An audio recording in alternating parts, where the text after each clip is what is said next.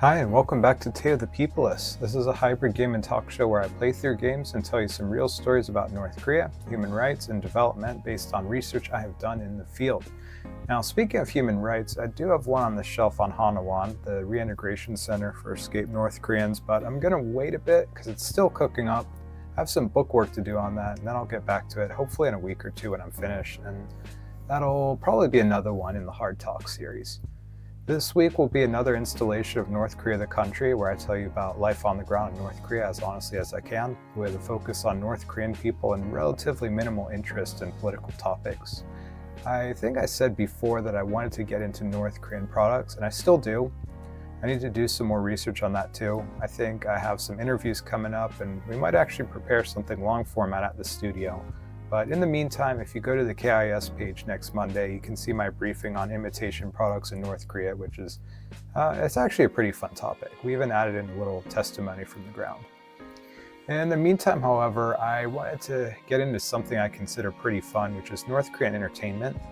Now, one day I'll probably do a deep dive into music and movies. You can already hear a few good songs on the intros on my channel, but let's really dig into some great stuff and talk about video games. Now, first of all, you're probably wondering, does North Korea actually have video games, and do North Koreans play them? The answer is yes and yes, but I don't think I could talk about Korean video games without first talking about South Korean video games. Now, this is not a fresh topic if you're living in South Korea, nor will it come as much of a surprise if you're from my generation and really into PC games, but for any of you Zoomers out there watching this could be a bit of a surprise to know that South Korea used to be the king of online gaming. At least for a moment. Now, there's a good few decades of history to get into, worth a dive, but long story short, involved a lot of console imports, right? Now, if you know, you know, but yeah, this is Gunbound Classic. Skip ahead from the end of the Korean War to 2002, and you'll see South Korea becoming this huge producer of PC games out of nowhere. I mean, in the early 2000s, we knew South Koreans played Blizzard games, StarCraft mainly, but we didn't really think of Korean games that much. It was like Japanese game devs for console and arcade games, especially RPGs, scroller shooters, sometimes platformers or fighters, and then Western game developers for everything else. Final Fantasy was big back then. Then out of nowhere, Gravity shows up. Ragnarok Online. It's like the prototypical JRPG, I guess, like Dragon Quest, except it's online, it's big, and it's Korean. It definitely wasn't the first MMORPG in the world. You know, we had already seen Ultima, Myst, EverQuest was big a few years before that, but Ragnarok was just like the ultimate game for a lot of people in the world. It was big, it was like Dragon Quest, but open and full of people. You could just hang out, you could advance your job, you know, you could be a fighter or a mage or thief, something like that. I had a lot going for it. Let me take this shot real quick. They always give me drag mode when I don't want drag mode. And don't skip. There we go. Hey, nice. You know, you could be a mage or a thief or assassin, all this cool stuff, and you could go exploring, you could find monsters in dungeons and stuff with strangers. It was a lot of fun. It was a ton of fun. Anyway, Gunbound, this game here, when I'm playing, Gunbound came out around this time. And I don't know which one got big first, like in the whole world. Gravity had Ragnarok, but I think now everyone knows Nexon and Softnix more. They became these giants of mass online games, most of them based on global genres we've been seeing for a while, like arena shooters, golf, racing, all this kind of stuff, right? But they were cute, they were colorful, they were free, they were easy to jump into. And then, yeah, we got Gunbound, which a lot of people compare to Worms. If you've never played Worms, it's an absolute classic. Oh man, they got me with a vacuum there. I really just lost my angle. Worms, you have a tiny team of worm dudes and they have all kinds of bizarre weapons, but especially grenades and bazookas. And you have to aim them really carefully. You have to get the right angle and power. You have to move around the map a little bit. Oh my God, I got a terrible angle here. I gotta be careful. Where is that gonna go? Don't hit a teammate. All right, okay, I'm good with that. Just lower a little bit. Yeah, you have to get the angle right, and you have to move around a little bit. Get your trigonometry, basically. Oop. Oh, I think that was a little too high. Please don't be mad at me, teammate. Sorry, bro. Yeah. But there's a big difference. You don't move around that much in Gunbound. And you don't have a lot of equipment too. You have these, for every suit you pick, you have 2 basic shots and you have 1 super shot. I don't use the super shot that much because I'm really bad at aiming. And that depends on which vehicle you pick. And for this game, I just picked random, so I have this little bulldozer guy with missiles. It's scaled down. It's pretty skill heavy. It reminds me a lot more of Scorched Earth, which is a way old TOS game where you had a tank that sat in place and you just kind of launched lines across the map. It was really old fashioned. So I think maybe South Koreans will watch this and they'll probably say that I'm missing a lot of important details. But to be clear, I'm from the outside looking into the Korean peninsula here, right? 2002 to 2003, there goes my angle. We just saw this whole country just come out of nowhere.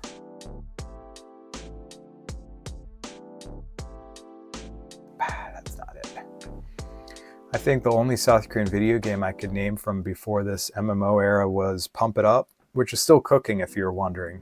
I just want to be clear that we had this huge renaissance of South Korean games that it just came out of nowhere and then it lasted for like a whole decade and it rocked. A little more power this time. Too much? Too much, okay. Yeah. A lot of them are still alive. If you wanna look up and try some now, I'll give you a few. You got Fly FF, you got Tails Weaver, Silk Road, Guns the Duel. Almost all of these were released in the first time in like 2002 or 2003. They just came out one after another. I don't actually know what happened at that time. Maybe there was like a government subsidy or there was a change in laws or something, or maybe it was just going with the flow. When one company saw that one company was working, then all the others just kind of hurried to get out the next game. Now, originally, most of these were 100% free to play.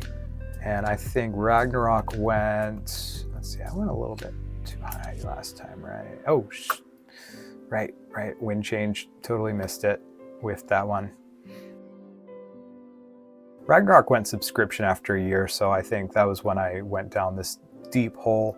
I remember playing Tails Weaver in like 2004 or so because I couldn't get into Ragnarok anymore.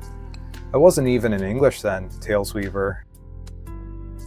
I don't know if it's ever been released in English. 99% of the people around me were speaking Korean and I had no idea what I was doing and it rocked. That was another Softmax Nexon game. I think they also did Maple Story, but not originally. I think they kind of changed hands. That's just crazy how much of an impact a few small companies just suddenly had on the world. And if you haven't heard of these games or these companies in North America or Europe, just ask people in Latin America and Southeast Asia.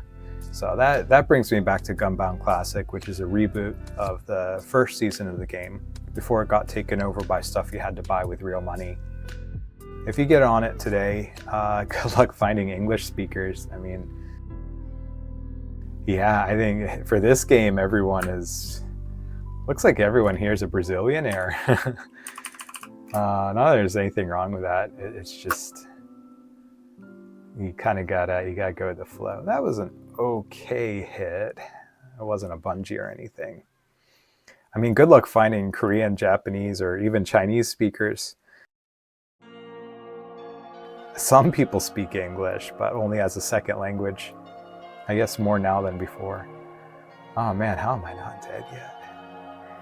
It's tons of Portuguese and Spanish speakers. My guess is that it was never really demanding of like a powerful computer or anything, which is that's kind of important, right? You didn't need a console or a subscription to play it. You could just show up, jump right in. So it became really appealing for people who didn't have a lot of money. That's me, by the way, especially when I was a kid. But also, young people in countries where money just doesn't fly in all the time. All right, so I hope I gave you enough background to see why I'm playing this today. I picked it because it's nostalgic for me, and also because it's turn-based. And I also picked it because I wanted to kind of show, just show a little bit of Korean games, right? While we talk about Korean games, different kind of Korean game, but we'll get into that. I'm not good at it. I gotta get back in and learn how to shoot right. So you can just watch me miss like crazy while I talk today's lecture. So that brings me to video games in North Korea. And in case you were thinking otherwise, video games are perfectly legal in North Korea. If we go back a little bit, video games in North Korea definitely started with arcades in Pyongyang, which makes sense. It's not really different from the rest of the world. They just took longer to catch up, and yeah, they kind of, I can say they follow kind of the same path. It looks like arcades showed up in the 1990s, maybe halfway in, and then they didn't really disappear. They have these just straight up bowling alleys that work the same as in Western countries. There's one called Pyongyang Gold Lane. That place kind of rocks. It's been open for 30 years and they take a lot of foreign tourists there. But I imagine now there's a lot of North Koreans who go there too. And let me pause for a moment to talk about class in North Korea. There's a kind of semi-middle, semi-upper class, despite the whole communism means no more class line that the Kims like to spout while walking around with Gucci bags. There's something called the Donju, which have a wild history behind them. Basically, North Korea was established with the basic principle that there would be no capitalism, no free enterprise, which means people are not supposed to have like big bank accounts, right? But in the 1950s, they invited Koreans who had been living in Japan since before the end of World War II to come on over.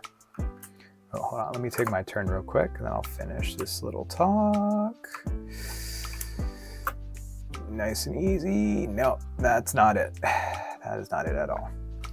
So they invited Koreans living in Japan to come over to North Korea. They pushed really hard for them to migrate. They said it would be better than life in Japan where they were minorities and had limited rights.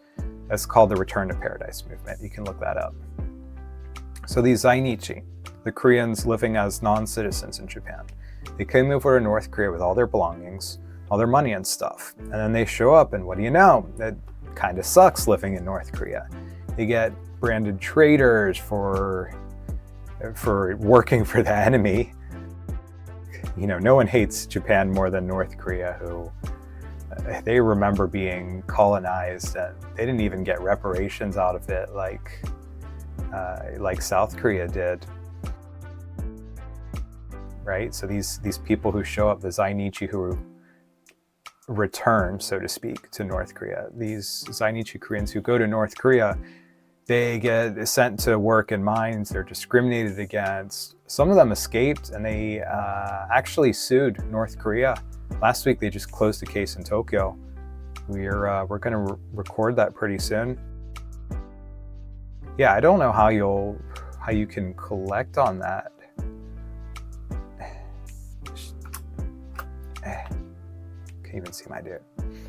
Yeah, I don't know how you collect that money after winning against the North Korean government, but it's still a landmark case. It set the stage for a lot of things. Ex-Japanese Koreans, they come over to North Korea with their money. They're allowed to keep it, I guess some of it. Others have communication lines to their friends and their family back in Japan, and they can wire for money now and again. This class of North Koreans with financial lines, they become part of the Donju, the money people. There's also another kind of Donju. You look up to the north border region, right? The Chinese border region. You can remember my lectures from last time. Just think about them, look them up if you will. The ones on geography and stuff. There are these trade cities. I'm just gonna fire my butt right at this dude.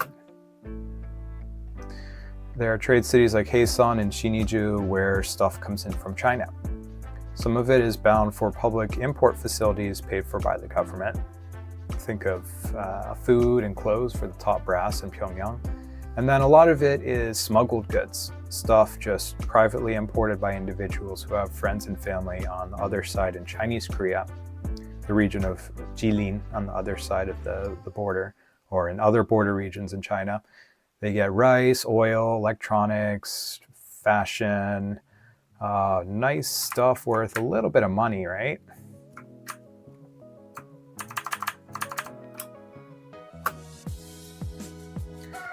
And they sell it all in Jangmadang, which are informal markets. They're set up basically illegally, but usually they're ignored by the police and by the government because they sell food, which people need to eat and to not riot. These smugglers and the sellers in the market, they become dongju. So there are different lines for what makes someone technically a dongju.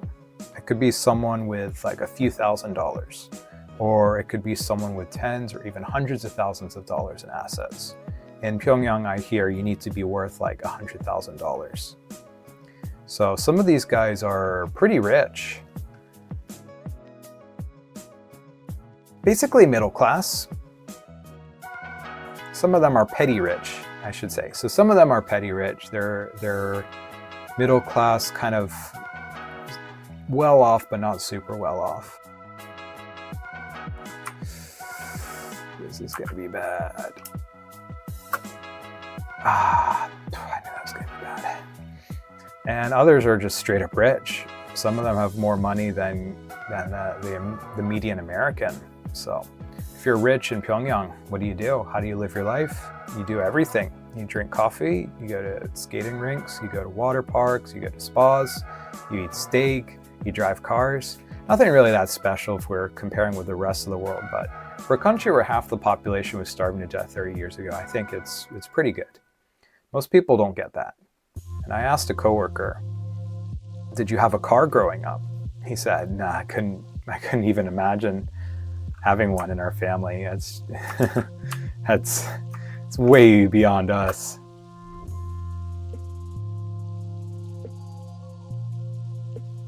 And he was the son of a pretty well-off, like solid-ranking military officer. He was telling me that they go around, they move around a lot. They moved around a lot when he was younger. Anyway, so the dongju, right? They get all that, so they can go bowling. They can go to arcades. If you see people in those pictures of Pyongyang, those people hanging out and having fun, and you think, okay, that guy is paid to go there. They're paid to go to that bowling alley or that water park and to look like they're having fun. Well, I can't say for sure, but probably not. Probably the pictures and videos you see of North Koreans in amusement centers are not actually pure BS propaganda, but are actually people who can afford to go to those places.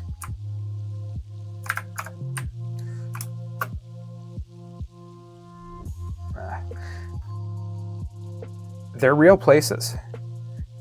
I think a lot of people, including my own past self, have this mindset that every little somewhat nice thing that they put on a video and let the world see is supposed to be some kind of dumb propaganda where people are marched onto the set like show dogs to act like they know what a water park is, and it's supposed to be the oldest, ugliest water park that anyone from the US or Europe would laugh at, and that's supposed to be North Korea's Potemkin circus act, projecting power or whatever in a way that both sides know is basically a joke. Nah, that's not fair. Some of it, yes.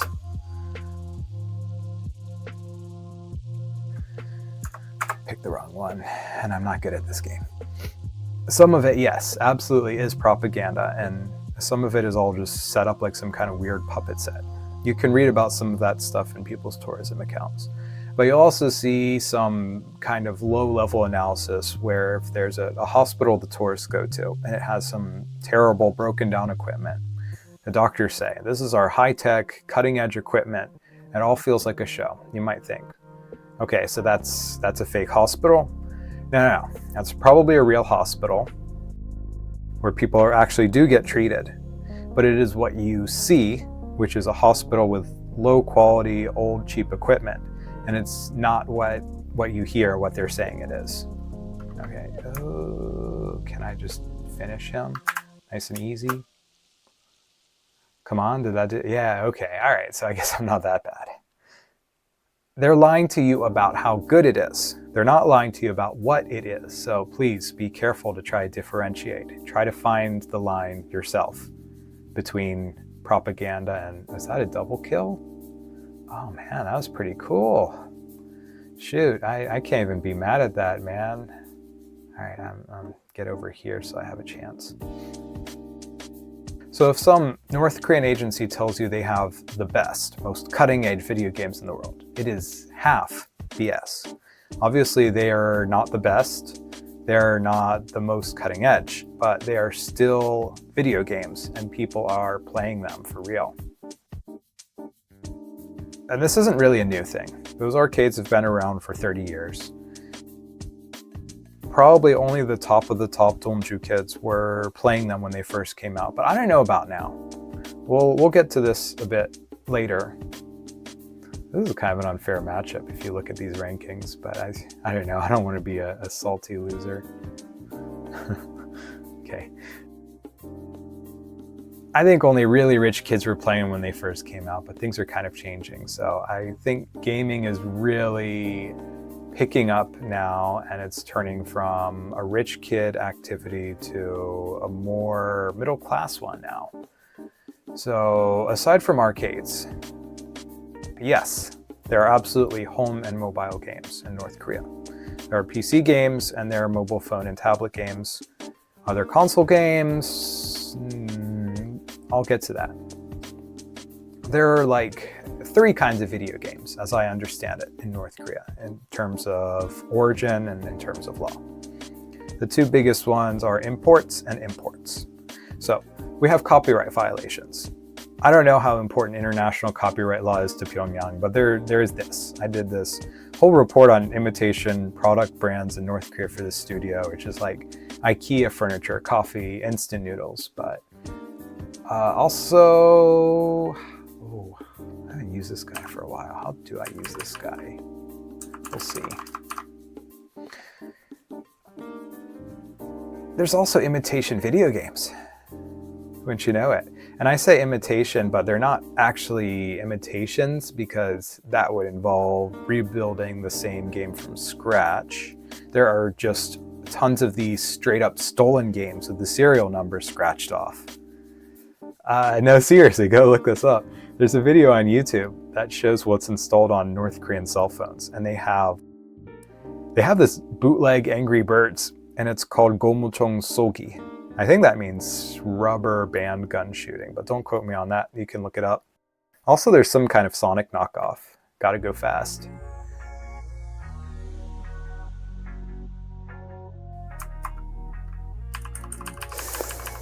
Wow, there's so many nice people in this game, I gotta say. No, that was too low.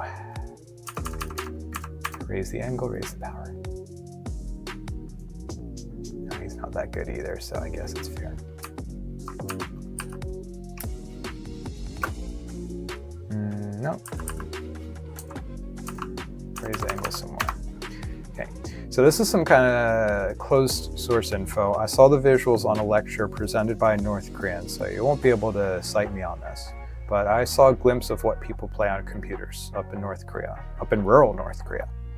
He was telling us that since there isn't like an internet in the general sense, people mostly have LAN parties.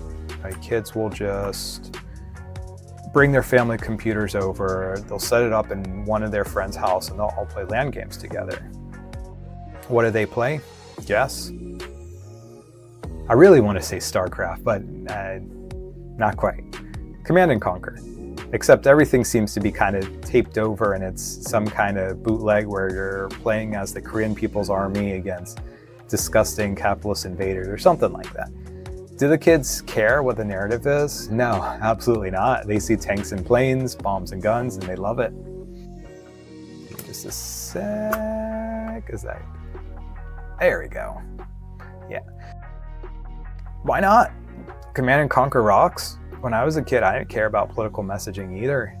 Anyway, North Koreans are told that this is a domestic product, and I guess some of them believe it because they have no reason not to. It's not like they've ever heard of Westwood Studios or EA.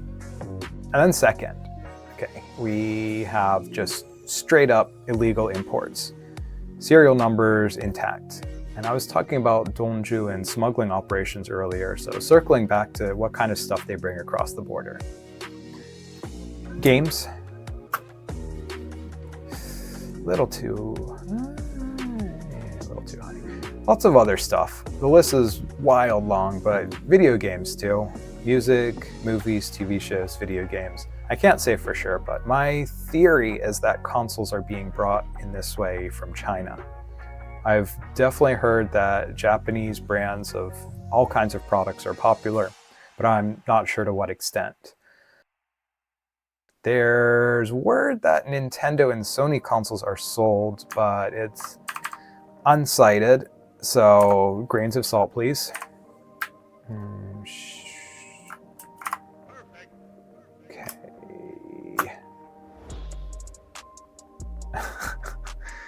Scam. One North Korean teenager on the news who was interviewed in South Korea.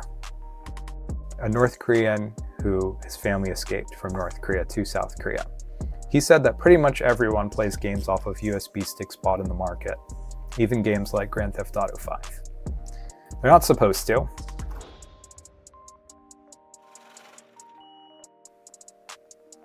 Woohoo!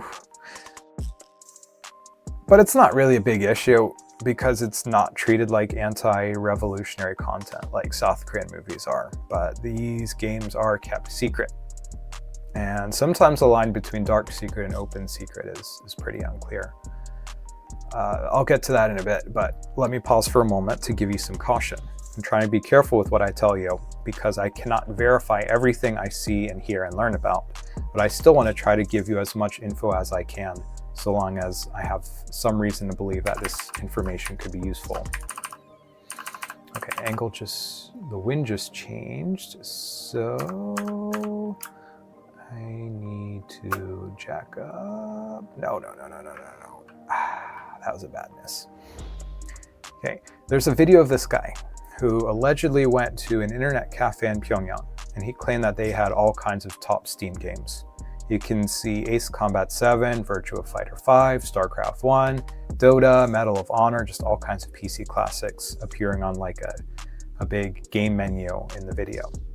His theory is that the games were all cracked and installed by some party elite or some Dongju, and all the computers are connected to the North Korean intranet operating in the open. Their intranet is called, I want to say Gwangmyeong, the Light Network. They're heavily monitored.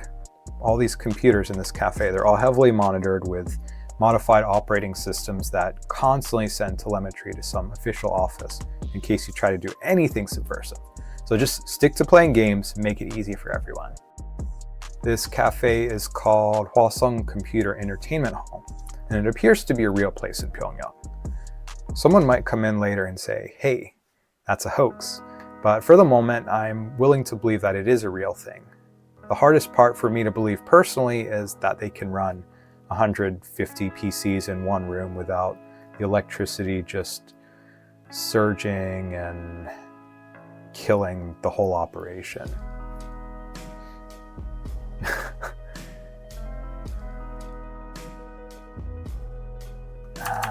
Let's raise the angle and raise the power and hope for the best. What's that gonna? Oh, that was actually pretty sweet. I just need a little more angle. So on that note, while we're talking about electricity, just a little aside. You know how people can use computers to play in their house? Even in the countryside, tons of houses, they each have a solar panel, most likely imported from China because the government does not provide them. So they just by them, I guess in the Zhangmadong.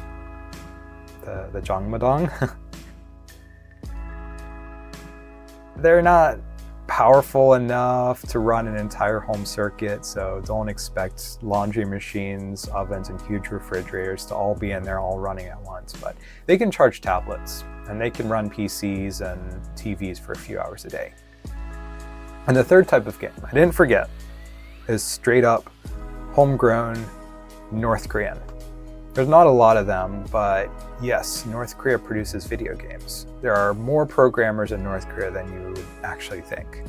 You will never believe this, but a lot of them are military games. One of them is literally called American Bastard Hunter. It looks like Counter-Strike. There's strategy games like this mobile game about the Imjin War. There are some kind of full-body virtual games like Wii-style controllers and light guns, fitness mats, stuff like that. It's actually quite sophisticated. There's a real industry there, and I really hope that one day we'll see it. I need to pause for a moment to reflect, because when I was a kid, I always remembered seeing screenshots of this game or that game in Japan or South Korea. And I was just longing for it, man. I really wanted to try all this stuff that we couldn't get in the US or that I couldn't find. One of my friends in elementary school, he lied to me about something he saw on Google, like Japan had some way newer and more advanced Smash Bros game that we weren't getting in the US. He's like, oh, it's called Smash Bros 5 and it has like 500 characters. This was in like 2003 or something, like a year after Melee had come out. That's not real. But I do remember waiting something like half a year to play Pokemon Gold and Silver after they first came out in Japan. And there were some South Korean games that took like 4 years to be released abroad. Tails Weaver, it never got released in English, man. That really grinds my gears. Anyway, yeah, I don't know if and when we'll ever get to see all of the games they have in North Korea, but I really am curious. Word is that they have more than 250 domestic games, especially mobile games, on the market.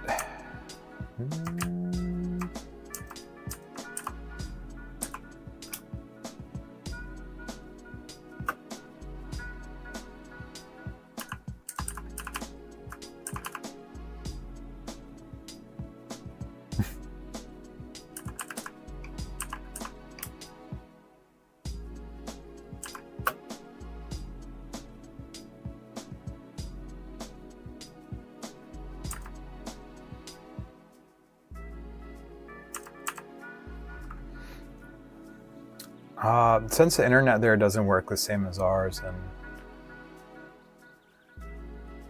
I don't know how they manage digital payment systems, the way to get mobile games is supposedly pretty analog. I mean, the last we heard.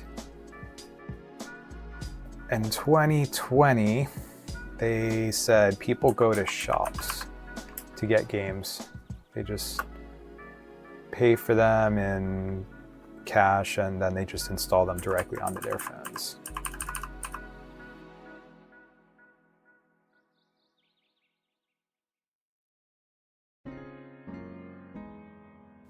I don't know if that's still the case. It's been more than 5 years, and North Korea is getting savvy about digital currency.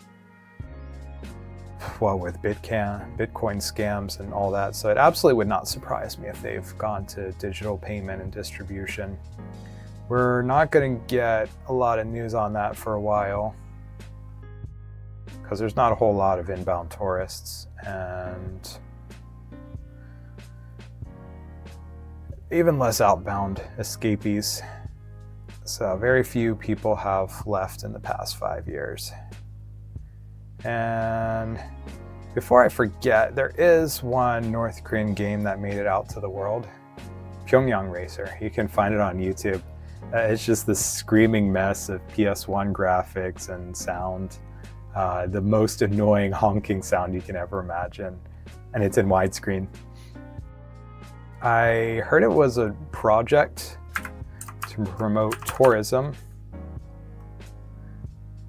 in North Korea, but I don't know if it did a great job of that or anything.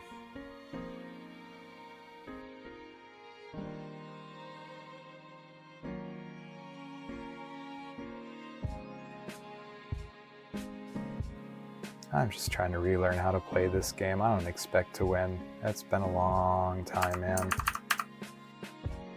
Yeah, I'm not really sold on that Pyongyang Racer game. It's apparently the only highly visible product from Nosotech, which has a very interesting story. It's a programming company that was founded with Swiss investment.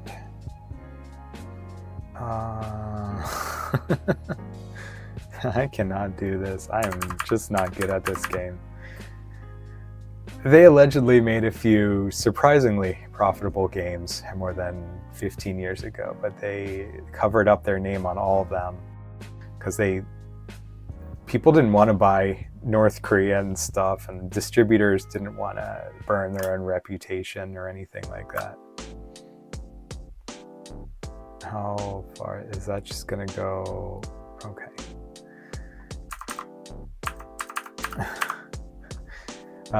Their website got hacked, and now there's no way to find out what they've got. So there goes that story.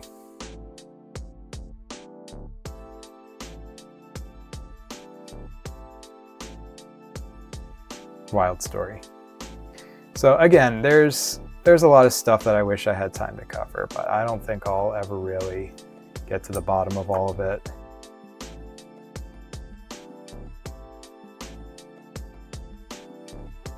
Man, it is crazy how far that thing flies.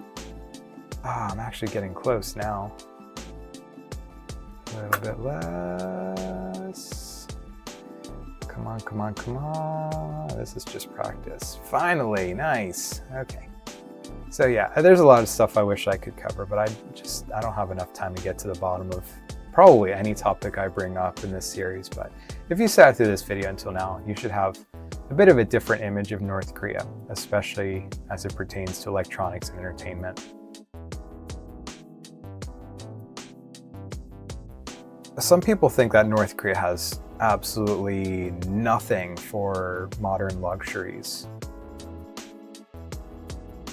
And that's just not true, and it's not fair. In reality, even people out in the countryside are getting access to all kinds of video games. Times are really changing a lot now. By this time next decade, there probably won't be anyone left who's in the dark about cell phones or the internet or intranet or home gaming, right?